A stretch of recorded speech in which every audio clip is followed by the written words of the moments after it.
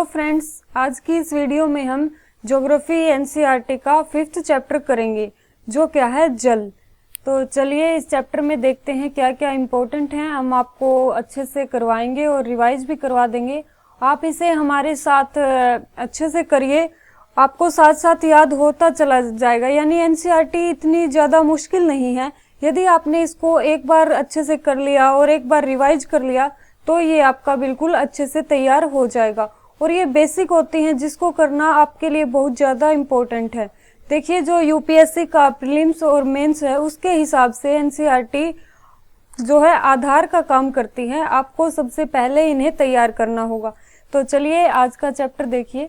जल के बारे में सोचने पर आपके मस्तिष्क में क्या चित्र बनते हैं? यानी आप नदी, जलप्रपात, वर्षा की रिमझिम, अपने नल के जल के बारे में सोचने लगते हैं। बच्चे वर्षा से भरे जो है गड्ढे में कागज की नाव तैराकर बहुत खुश होते हैं। दोपहर तक गड्ढे में जमा जल गायब हो जाता है। वह जल कहाँ चला जाता है? तो आपको पता है, वह जल गायब हो जाता है तो वो जो है गर्मी से वाष्प बनकर उड़ जाता है।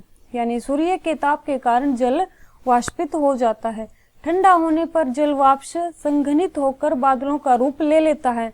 यानी ठंडा होने पर जल वाष्प संघनित होकर बादलों का रूप ले लेता है। यहाँ से यह वर्षा, हिम अथवा सहिम वृष्टि के रूप में धरती या समुद्र पर नीचे गिरता है।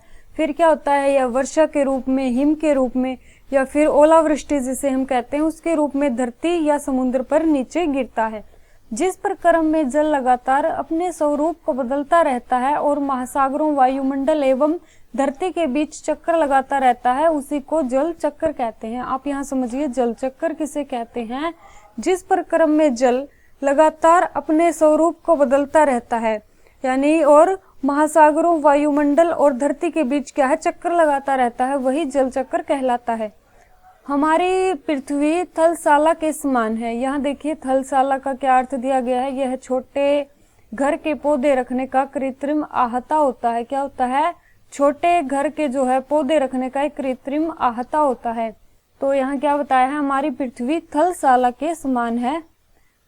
जो जल शताब्दियों पूर्व उपस्थित था वही आज भी मौजूद है। जिस जल का प्रयोग आज हम हरियाणा में खेत की सिंचाई के लिए कर रहे हो सकता है कि वह सैकड़ों वर्ष पहले अमेजन नदी में बहता हो। एलवण जल के मुख्य स्रोत है ताल, सोते एवं हिमनद हैं। जो एलवण जल है उसके स्रोत क्या क्या हैं? नदी हैं, ताल हैं, सोते हैं और हिमनद है। महासागरों एवं समुद्रों का जल लवणीय होता है, ये तो आपको पता ही है। जो सबसे ज्यादा जल का भाग है यानी 97% जल लगभग महासागरों और समुद्रों में है। लेकिन यह हमारे लिए उपयोगी नहीं है। ऐसा क्यों है? क्योंकि यह लवणीय है यानी खारा जल है और जो पीने योग्य जल है वह बहुत कम है। इसलिए ही तो जल की जो है कमी है पूरे विश्व में। इसमें जो है अधिकांश नमक सोडियम क्लोराइड या खाने में उपयोग किए जाने वाला नमक होता है। यानी जो यह जल खारा होता है इसमें क्या मिला हुआ है? नमक यानी सोडियम क्लोराइड इसमें मिला होता है। यहाँ देखिए आपको जल चक्कर समझाया है, हम इसे आपको दोबारा से एक बार चित्र के माध्यम से करवा देते हैं। सबसे पहले यहाँ जल होता है, वह वाष्पीकरण होता है उसका, यानी जो समुद्र की गर्मी होती है उससे वो भाप के द्वारा यानी जलवाष्प के रूप में ऊपर चला जाता है। फिर ऊपर संघनन होता है, उसके माध्यम से जो जल की बूंदें हैं वो भारी हो जाती हैं और बादल से जो है बूंद के रूप में गिरता है जल, यानी वर्षण। फिर देखिए वर्षण होता है और वह फिर नीचे आता है और इस तरह से फिर वापस जाता है, यानी जल चक्कर चलता रहता है। यहाँ थलशाला के बारे में बताया गया है, ये छोड़ दीजिए, आप कोई काम का नहीं है एग्जाम के लिए। आगे दिखाते हैं आपको, यहाँ दिए हैं प्रमुख समुद्र, झीलें और नदियाँ। एक बार कुछ मुख्य जो समुद्र हैं आपको वो दिखा देते हैं। यहाँ है हिंद महासागर, ये आप जानते हैं। यहाँ देखिए आप कैसियन सागर दिखाते हैं आपको। ये बताइए कैसियन सागर कहाँ है? तो ये आप जानते हैं, ये जो है रूस का इलाका है यहाँ। तो ये कैसियन सागर, इसे याद रखिए, कैसियन सागर एक झील है। यानी यह सागर नहीं बल्कि ये इतनी बड़ी झील है कि इसका नाम ही कैसियन सागर पड़ गया। और यह विश्व की जो है खारे पानी की सबसे बड़ी झील है, यानी यहाँ का पानी क्या है? खारा है। तो और दिखाते हैं आपको, यहाँ देखिए आप काला सागर, हमने देखा कैस्पियन सागर, काला सागर। लाल सागर देख सकते हैं अब, ये लाल सागर है और ये अरब सागर है। इसके पास कौन सा सागर है? अरब सागर। विक्टोरिया झील देखिए, अफ्रीका की विक्टोरिया झील है जो बड़ी फेमस झील है। आप देख सकते हैं ये यहाँ है। यहाँ ऑरेंज नदी है जो अफ्रीका की सबसे लंबी नदी है, ऑरेंज नदी। आगे दिखाते हैं आपको, यहाँ देख सकते हैं आप दक्षिणी चीन सागर। हाँ, ये देखिए दक्षिणी चीन सागर यहाँ है। अब कुछ और दिखाते हैं। नाइजर नदी देखिए कहाँ किसकी है? अफ्रीका की। देखिए जो ये एनसीईआरटी में नदी सागर यहाँ आपको दिए गए हैं, ये बहुत ज्यादा इम्पोर्टेंट है क्योंकि इनकी लोकेशन के हिसाब से ही क्वेश्चन एग्जाम में पूछा जाता है, इसलिए इन्हें अच्छे से कीजिए आप। भूमध्य सागर की स्थिति देखिए, यह है भूमध्य सागर। इनके आसपास के देश हम आपको आगे जब जब मैप में आता जाएगा करवाएंगे। अभी आप एक ओवरव्यू ले लीजिए ताकि आप इनसे फ्रेंडली हो सके, यानी इनको अच्छे से याद कर सकें। और दिखाते हैं हम आपको, यहाँ देखिए उत्तरी अमेरिका में आते हैं साल्ट लेक सिटी। ये है साल्ट लेक सिटी। मिसिसिपी नदी देखिए आप, ये है उत्तरी अमेरिका की नदी। फिर यहाँ कुछ झीलें हैं जिन्हें क्या कहते हैं? ग्रेट लेक्स भी कहते हैं, यानी ग्रेट लेक्स कहते हैं इन झीलों को। यहाँ है ये विनिपेग झील, सुपीरियर झील है, यहाँ है ह्यूरोन झील, और ग्रेट बैरियर झील और ग्रेट स्लेव झील यहाँ है। यहाँ है कैरिबियन सागर, ठीक है। और यहाँ है हमारी पनामा जल संधि, यानी यहाँ पनामा देश है और इन दोनों के बीच यानी उत्तरी अमेरिका और दक्षिणी अमेरिका के बीच जो है व्यापार के लिए, और इस महासागर से जो उत्तरी अटलांटिक है, प्रशांत महासागर के लिए व्यापार के लिए पनामा से नहर निकाली गई है। तो ये बहुत व्यापार की दृष्टि से महत्वपूर्ण नहर है पनामा नहर। यहाँ देखिए आप अमेजन नदी, ये है दक्षिणी अमेरिका की नदी है अमेजन नदी, हमने देख लिया। तो इस तरह से हमने एक छोटा ओवरव्यू लिया है इनका। अब आगे देखते हैं जल का वितरण। हम सभी जानते हैं कि पृथ्वी का 3/4 भाग जल से ढका हुआ है। कितना प्रतिशत भाग जल से ढका हुआ है? 3/4। यदि धरती पर थल की अपेक्षा जल अधिक है तो अनेक देशों में जल की कमी का सामना क्यों करना पड़ता है? यानी इतना ज्यादा प्रतिशत भाग में पृथ्वी के जल हैं, फिर भी हमें जल की कमी का सामना क्यों करना पड़ता है? ये यहाँ क्वेश्चन पूछा जा रहा है। तो यहाँ देखिए, क्या पृथ्वी पर मौजूद संपूर्ण जल हमारे लिए उपलब्ध है? निम्नलिखित तालिका में जल का वितरण देखिए आप। महासागर में है 97% जल, यानी जल का सबसे ज्यादा भाग कहाँ है? महासागर में। लेकिन यह हमारे उपयोग के लिए उपयुक्त नहीं है। ऐसा क्यों है? क्योंकि यह खारा जल है, हमने पीछे बताया था आपको। यानी इसमें इतना ज्यादा लवण है कि ये हम सीधे उपयोग में नहीं ला सकते इसे। लेकिन आप कहेंगे कि आप इसका लवण युक्त कर लीजिए इसे, लेकिन जो इसका लवण हटाने की तकनीक है यानी इसका खर्चा है वो इतना ज्यादा होगा कि उसे वहन नहीं किया जा सकता। तो इसलिए क्या है, ये हमारे लिए उपयोगी नहीं है। आगे देखिए भूमिगत जल कितना है? 0.68। यानी देखिए आप यहाँ नदियों में कितना कम जल है, बहुत ही कम जल है। अब देखिए लवणता 100 ग्राम जल में मौजूद नमक की मात्रा होती है। महासागर की औसत लवणता 35 भाग प्रति 1000 ग्राम है। इसे याद रखिए, महासागर की लवणता कितनी है? 35 भाग प्रति 1000 ग्राम है। अब देखिए इजराइल के मृत सागर में 340 ग्राम प्रति लीटर लवणता होती है। यानी इजराइल के जो मृत सागर हैं, आप देख सकते हैं कितनी ज्यादा लवणता है। तो इसीलिए इस सागर को मृत सागर का भी नाम दिया गया है। तैराक इसमें पल्लव कर सकते हैं क्योंकि नमक की जो अधिकता है इसे सघन बना देती है। अब हम आगे देखते हैं, यहाँ क्रियाकलाप किया हुआ है लवण जल के बारे में, इसे आप देख सकते हैं। आगे देखिए, जीवन के लिए जल अत्यधिक आवश्यक है।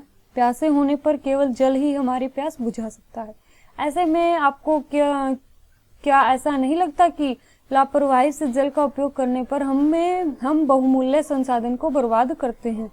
यानी आपको जल का संरक्षण करना चाहिए, उसे बर्बाद नहीं करना चाहिए, क्योंकि यह बहुत कम मात्रा में ही उपयोग युक्त हमारे पास है। अब देखिए महासागरीय परिसंचरण। समुद्री तट पर नंगे पैर चलने से कुछ जादुई सी अनुभूति होती है। पुलीन पर नम बालू, ठंडी पवन, समुद्री पक्षी, वायु में लवणीय गंध एवं लहरों का संगीत सब कुछ सम्मोहित करने वाला प्रतीत होता है। यदि आप कहीं जो है समुद्र के किनारे गए होंगे यानी समुद्र तट पर गए होंगे तो बड़ा अच्छा अनुभव होता है, वो बहुत ही सम्मोहित करने वाला नज़ारा होता है। ताल एवं झील के शांत जल के विपरीत महासागरीय जल हमेशा गतिमान रहता है। यानी झील और ताल है उसका जल तो शिथिल होगा, लेकिन महासागर का जल हमेशा गतिमान रहता है, यह कभी शांत नहीं रहता। महासागरों की गतियों को इस प्रकार वर्गीकृत करते हैं जैसे तरंगे, ज्वार भाटा और धाराएं। जो महासागर की गति है उसको हम कैसे कैसे बताते हैं कि तरंगे, ज्वार भाटा और धाराएं। अब देखिए यहाँ 22 मार्च विश्व जल दिवस के रूप में मनाया जाता है।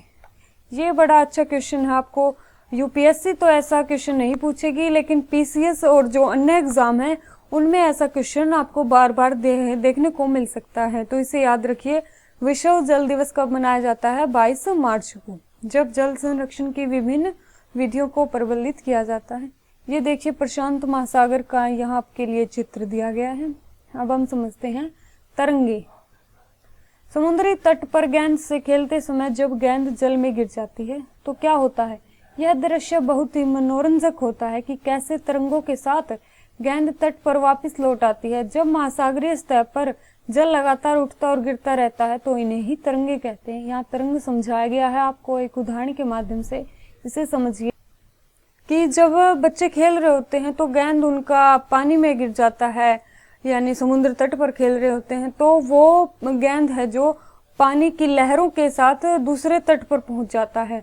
जब महासागरीय सतह पर जल लगातार उठता और गिरता रहता है तो उसे ही क्या कहते हैं? तरंगे कहते हैं। तूफान में तेज वायु चलने पर विशाल तरंगे उत्पन्न होती हैं। इनके कारण अत्यधिक विनाश हो सकता है। भूकंप, ज्वालामुखी, उद्गार या जल के नीचे भूसंकलन के कारण महासागरीय जल अत्यधिक विस्थापित होता है। इसके परिणाम स्वरूप 15 मीटर तक की ऊंचाई वाली विशाल ज्वारीय तरंगे उठ सकती है, जिन्हें सुनामी कहते हैं। यहाँ देखिए आपको सुनामी अच्छे से समझाते हैं दोबारा से। तूफान में तेज वायु चलने पर विशाल तरंगे उत्पन्न होती हैं। यानी तूफान आता है, जब तेज वायु चलती है विशाल तरंगे उत्पन्न होती हैं। इनके कारण क्या होता है? अत्यधिक विनाश हो सकता है। भूकंप, ज्वालामुखी, उद्गार या जल के नीचे भूसंकलन के कारण महासागरीय जल अत्यधिक विस्थापित होता है। इसके परिणाम स्वरूप 15 मीटर की ऊंचाई वाली विशाल ज्वारीय तरंगे जो है उठ सकती है। यानी जब भूकंप आता है, ज्वालामुखी आती है, तो क्या होता है? भूसंकलन होता है। उसके कारण महासागरीय जल अत्यधिक विस्थापित हो जाता है और 15 मीटर तक की ऊंचाई वाली विशाल महासागरीय तरंगे उठ सकती हैं। वही क्या कहलाती हैं? सुनामी। अब तक का सबसे विशाल सुनामी है जो 150 मीटर मापा गया है। ये तरंगे 700 किलोमीटर प्रति घंटे से अधिक की दिशा से चलती हैं। 2004 के सुनामी से भारत के तटीय क्षेत्रों में अत्यधिक विनाश हुआ था। सुनामी के बाद अंडमान और निकोबार द्वीप समूह में इंदिरा पॉइंट जो है डूब गया था। यहाँ देखिए आपको एक क्वेश्चन देखने को मिलेगा, इंदिरा पॉइंट कहाँ है? तो इसे याद रखिए, अंडमान और निकोबार जो द्वीप समूह है उसमें इंदिरा पॉइंट है। तो यहाँ देखिए सुनामी के बारे में, यानी जिसे पृथ्वी का तांडव भी कहते हैं, उसके बारे में दिया गया है। यदि आप इसे पढ़ना चाहते हो तो वीडियो को रोक के पढ़ लीजिएगा, लेकिन ये एग्जाम के लिए इम्पोर्टेंट नहीं है तो हम इसे छोड़ देंगे और आगे चलते हैं। यहाँ तमिलनाडु के तट पर सुनामी द्वारा विनाश दिखाया गया है, इसे आप देख सकते हैं। यहाँ देखिए सुनामी आने का प्रथम संकेत क्या होता है? वो होता है कि तटीय क्षेत्र से जल में तेजी से कमी आती है और फिर विनाशकारी तरंगे उठने लगती हैं। जब तट पर ऐसा हुआ था तो लोग ऊंचे स्थानों पर न जाकर उस अचंभे को देखने के लिए तट पर एकत्रित होने लगे। इसके फलस्वरूप जब सुनामी की विशाल तरंग आई तो बड़ी संख्या में उत्सुक खड़े दर्शकों की मृत्यु हो गई। तो ये सुनामी के बारे में आपको बताया है थोड़ा सा, हम इसे ज्यादा तो नहीं पढ़ेंगे। आगे देखिए ज्वार भाटा। दिन में 2 बार नियम से महासागरीय जल का उठना एवं गिरना ज्वार भाटा कहलाता है। ज्वार भाटा कहते किसे हैं? जब दिन में 2 बार नियम से जो महासागरीय जल है वह उठता है और गिरता है, वही ज्वार भाटा कहलाता है।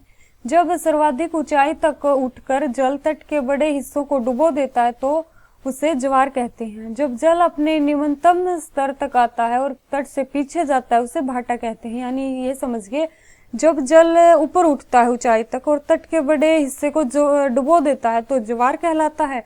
और जब जल अपने निकटतम स्तर तक आ जाता है और तट से पीछे जाता है तो वह भाटा कहलाता है। अब हम लघु ज्वार भाटा और वृद्ध ज्वार भाटा इन डायग्राम के माध्यम से समझेंगे। उससे पहले आप पढ़ लीजिए यहाँ क्या दिया है। सूर्य एवं चंद्रमा के शक्तिशाली गुरुत्वाकर्षण बल के कारण पृथ्वी की सतह पर ज्वार भाटे आते हैं। तो यहाँ ज्वार भाटा आने का कारण बता दिया कि जो सूर्य है और चंद्रमा का शक्तिशाली गुरुत्वाकर्षण बल है उसी के कारण पृथ्वी की सतह पर ज्वार भाटे आते हैं। जब पृथ्वी का जल चंद्रमा के निकट होता है उस समय चंद्रमा के गुरुत्वाकर्षण बल से जल अभिकर्षित होता है। यानी जब पृथ्वी का जल है जो चंद्रमा के निकट होता है तो उस समय चंद्रमा के गुरुत्वाकर्षण बल से जल अभिकृषित होता है, जिसके कारण उच्च ज्वार आता है। यानी उच्च ज्वार कब आता है? जब पृथ्वी का जल चंद्रमा के निकट होता है। और पूर्णिमा एवं अमावस्या के दिनों में सूर्य, चंद्रमा और पृथ्वी तीनों एक सीध में होते हैं और इस समय सबसे ऊंचे ज्वार आते हैं। तो यहाँ जो दिया है उससे क्वेश्चन बार बार पूछा जाता है, तो आप इसे अच्छे से समझिए कि सबसे ऊंचे ज्वार कब आते हैं? पूर्णिमा और जो है अमावस्या के दिन आते हैं। इसका कारण क्या है? क्योंकि इस दिन सूर्य, चंद्रमा और पृथ्वी तीनों एक ही सीध में होते हैं। इस ज्वार को वृद्ध ज्वार कहते हैं। यानी इस ज्वार को क्या कहते हैं? वृद्ध ज्वार कहते हैं। पहले हमने देखा ये कब आते हैं, और इस ज्वार को कहते क्या है? वृद्ध ऊंचे ज्वार यानी वृहत ज्वार कहते हैं। लेकिन जब चांद अपने प्रथम एवं अंतिम चतुर्थांश में होता है, यानी चांद है जो अपने प्रथम या अंतिम चतुर्थांश में होता है, तो चांद एवं सूर्य का गुरुत्वाकर्षण बल विपरीत दिशाओं से महासागरीय जल पर पड़ता है। कहाँ पड़ता है? महासागरीय जल पर। परिणाम स्वरूप निम्न ज्वार भाटा आता है। ऐसे ज्वार को लघु ज्वार भाटा कहते हैं। तो यहाँ पूछा जा सकता है कि लघु ज्वार भाटा कब आता है? तो वो जब चांद अपने चतुर्थ यानी प्रथम या अंतिम चतुर्थांश में होता है तो लघु ज्वार भाटा आता है। उच्च ज्वार नौ संचालन में सहायक होता है। ये जल स्तर को तट की ऊंचाई तक पहुंचाते हैं। ये जहाज को बंदरगाह तक पहुंचाने में सहायक होते हैं। उच्च ज्वार मछली पकड़ने में भी मदद करता है। उच्च ज्वार के दौरान अनेक मछलियां तट के निकट आ जाती हैं। इसके फलस्वरूप मछुआरे बिना कठिनाई के मछलियां पकड़ पाते हैं। कुछ स्थानों पर ज्वार भाटा से होने वाले जल के उतार चढ़ाव का उपयोग विद्युत उत्पन्न करने के लिए किया जाता है। तो यहाँ ज्वार भाटे के क्या क्या फायदे हैं, यानी उच्च ज्वार से किस किस काम में सहायता मिलती है, वो सब दिया गया है। इसे अच्छे से याद रखिएगा। आप इस क्वेश्चन को ध्यान से पढ़िए। यदि मेंस में ज्वार भाटा के बारे में कुछ क्वेश्चन आता है तो आप अच्छा आंसर यहाँ से निकाल सकते हैं। अब यहाँ डायग्राम में देखिए, वृत्त ज्वार भाटा दिया गया है जो कब आता है? अमावस्या पूर्णिमा को, यानी तीनों जब सीध में होते हैं एक जगह। और ये है लघु ज्वार भाटा के बारे में दिया है जो कि किस दिन आता है? जब तीनों एक सीध में नहीं होते बल्कि चंद्रमा अपने प्रथम या अंतिम चतुर्थांश में होता है, उस दिन आता है लघु ज्वार भाटा। अब हम आगे देखते हैं महासागरीय धाराएं। हमने महासागरीय जो है तरंगे देखी, उसके बाद ज्वार भाटा देखा, और अब देखिए महासागरीय धाराएं। महासागरीय धाराएं निश्चित दिशा में महासागरीय सतह पर नियमित रूप से बहने वाली जल की धाराएं होती हैं। यानी जो निश्चित दिशा में महासागरीय सतह पर नियमित रूप से बहने वाली जल की धाराएं ही महासागरीय धाराएं कहलाती हैं। महासागरीय धाराएं हैं ठंडी या गर्म दोनों हो सकती हैं, यानी ये ठंडी भी होती हैं और गर्म भी। सामान्यतः गर्म महासागरीय धाराएं भूमध्य रेखा के निकट उत्पन्न होती हैं एवं ध्रुवों की ओर प्रवाहित होती हैं। ठंडी धाराएं ध्रुवों या उच्च अक्षांशों से उष्णकटिबंधीय या निम्न अक्षांशों की ओर प्रवाहित होती हैं। यहाँ दोबारा से समझिए, गर्म महासागरीय धाराएं कहाँ प्रवाहित होती हैं? भूमध्य रेखा के निकट तो ये उत्पन्न होती हैं और ध्रुवों की ओर प्रवाहित होती हैं। और ठंडी धाराएं जो हैं ध्रुवों या उच्च अक्षांशों से उष्णकटिबंधीय या निम्न अक्षांशों की ओर प्रवाहित होती हैं। यानी ठंडी धाराएं ध्रुवों या उच्च अक्षांशों से उष्णकटिबंधीय या निम्न अक्षांशों की ओर प्रवाहित होती हैं। लैब्राडोर महासागरीय धाराएं शीत जल धाराएं हैं और गल्फ स्ट्रीम गर्म जल धारा है। ये क्वेश्चन बार बार पूछा जाता है कि लैब्राडोर गर्म जल धारा है या शीत जल धारा है। तो लैब्राडोर कैसी जल धारा है? शीत। और गल्फ स्ट्रीम यानी गर्म। इसे याद रखिए, गै से आप ट्रिक समझ सकते हैं कि गल्फ स्ट्रीम यानी गर्म। और लैब्राडोर यानी ठंडी। महासागरीय धाराएं किसी क्षेत्र के तापमान को प्रभावित करती हैं। गर्म धाराओं से सतह जो सतलीय सतह है उसका तापमान गर्म हो जाता है, और जिस स्थान पर गर्म एवं शीत धाराएं मिलती है वह स्थान विश्व भर में सर्वोत्तम मत्स्य क्षेत्र माना जाता है। जापान के आसपास और उत्तरी अमेरिका के पूर्वी तट इसके कुछ उदाहरण हैं। यानी जिस स्थान पर गर्म धारा और ठंडी धारा दोनों आकर मिलेगी तो वो मछली पालन के लिए एक बहुत ही अच्छा क्षेत्र बन जाता है। तो हम आगे देखते हैं। ये मैप है जिसमें आपको शीत धारा और जो है गर्म धारा दिखाई गई है। तो यहाँ देखिए, सबसे पहले हम शीत धारा देखते हैं, यानी ठंडी जल धारा। जो ब्लू रंग के तीर है उसको समझिए आप। पश्चिमी वायु अपवाह कैसी है? ठंडी। और जब ये हम्बोल्ट पेरू धारा, यानी ये है हम्बोल्ट, और जब ये हम्बोल्ट जगह पर आती है तो यहाँ से यह क्या बन जाती है? गर्म जल धारा। ठीक है। और फिर ऊपर क्या हुई है? जब ऊपर की ओर आती है तो ये गर्म बन जाती है, तो विषुवतीय विपरीत धारा बन जाती है। तो ये कैसी धारा होगी? ये एक गर्म जल धारा है। ठीक है। अब यहाँ देखिए, कैलिफोर्निया धारा है जो, उसे याद रखिए। कैसी जल धारा है वो? गर्म जल धारा। और अलास्का भी कैसी है? गर्म जल धारा। ठीक। अब देखिए आप, गल्फ स्ट्रीम हमने देखी थी। गल्फ यानी गर्म जल धारा है ये, और ये ऐसे ऊपर जाती है इस तरह से उत्तरी अपवाह की ओर। तो उत्तरी अटलांटिक अपवाह भी कैसी है? गर्म जल धारा। हमने आपको समझाया था कि गर्म जल धारा है वो कहाँ जाती है? वो ध्रुवों की ओर, यानी जो जल धाराएं ऊपर की ओर जाती मिलेंगी वो कैसी है? गर्म। और जो ऊपर से नीचे आती मिलेंगी वो कैसी होंगी? ठंडी। यहाँ देखिए, कैनरीज धारा। कौन सी धारा? कैनरीज धारा कैसी है? ठंडी जल धारा है। आप ऐसे ही यहाँ से देख सकते हैं। फॉल लैंड धारा देखिए आप कैसी है? ये इधर जा रही है, यानी ये जो है मध्य रेखा है जो जिसकी ओर जा रही है। तो कैसी जल धारा? ये है ठंडी जल धारा। अब यहाँ देखते हैं हम, और जल धारा दिखाते हैं आपको जो गर्म है। ये देखिए, विषुवतीय विपरीत धारा, दक्षिणी विषुवतीय धारा भी गर्म धारा है। और पश्चिमी ऑस्ट्रेलियन धारा देखिए आप, ये है ठंडी जल धारा। ठीक है। कैसी धारा है? पश्चिमी ऑस्ट्रेलियन धारा ठंडी जल धारा है। फिर यहाँ देखिए कुछ आप, ब्राजीलियन धारा, ये कैसी है? ये भी गर्म जल धारा है।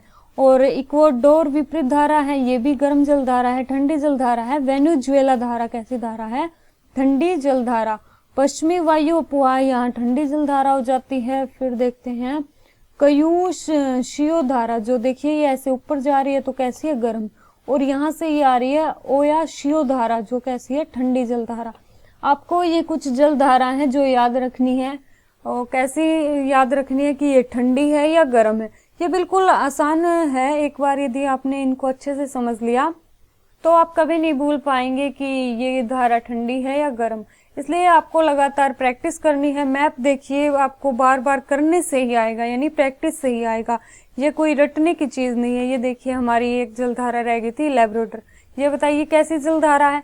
ये ठंडी जलधारा है। तो इस तरह से हमने आपको यहाँ देखिए कुछ और दिया है। जहाँ गर्म एवं ठंडी जलधाराएं मिलती हैं वहाँ कोहरे वाले मौसम बनते हैं। इसके परिणाम स्वरूप वहाँ नौ संचालन में भी बाधा उत्पन्न होती है।